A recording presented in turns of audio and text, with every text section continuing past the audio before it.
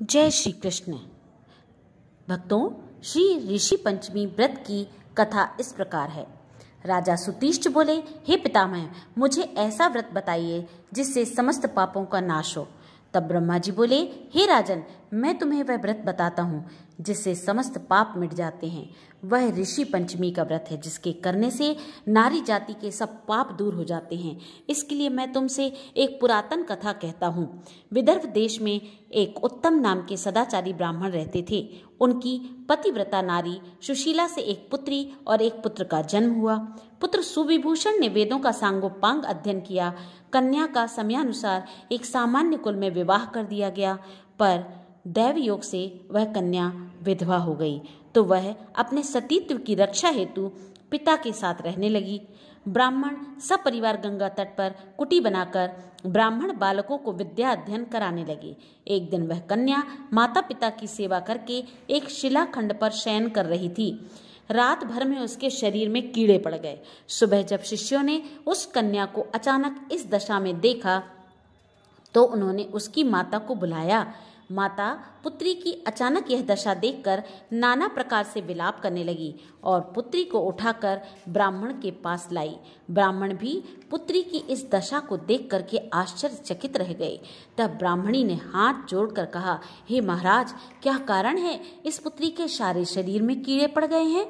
तब ब्राह्मण ने ध्यान धरकर देखा तो पता चला कि वह पुत्री 7 जन्म पूर्व ब्राह्मणी थी। तो एक दिन रजस्वला होते हुए भी उसने घर के तमाम बर्तन व भोजन सामग्रियों को छू लिया था और ऋषि पंचमी व्रत को भी उसने अनादर से देखा था।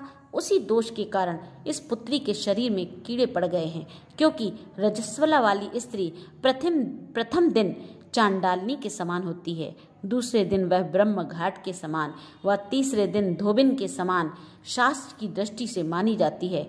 तुम्हारी कन्या ने ऋषि पंचमी व्रत के दर्शन अपमान के साथ किए हैं। इससे ब्राह्मण कुल में जन्म तो हुआ पर शरीर में कीड़े पड़ गए हैं। तब सुशीला ने कहा, हे महाराज, ऐसे उत्तम व्रत को आप विधि सहित वर्णन करें जो सांसारिक प्राणी इस व्रत से लाभ उठा सके। ब्राह्मण बोले, हे सुशीले, यह व्रत भाद्रपद शुक्ला पंचमी के दिन धारण किया जाता है। उस दिन पवित्र नदी में स्नान कर व्रत धारण करें। सायंकाल सप्तऋषियों के पूजन विधि पूर्वक करना चाहिए। भूमि को शुद्ध करके गोबर से लीप कर उस पर अष्टकमल दल बनाकर नीचे लिखे सप्तऋषियों का स्थापना करें।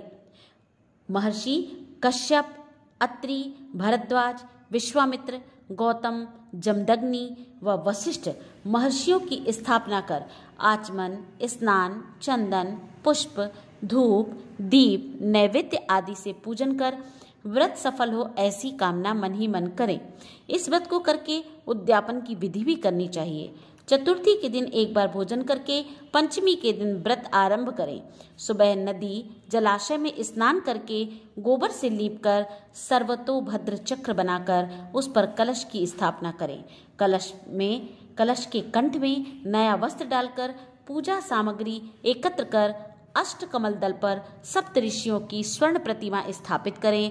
फिर षोडशोपचार पूजन कर रात्रि को पुराण का श्रवण करें। फिर सुबह ब्राह्मणों को भोजन व दक्षिणा देकर संतुष्ट करें। इस प्रकार इस व्रत का उद्यापन करने से नारी सुंदर रूप को प्राप्त होकर धन एवं पुत्र पौत्रों से संतुष्ट हो अजय गति को प्राप्त होती है। बोलो श्री कृष्ण भगवान की जय।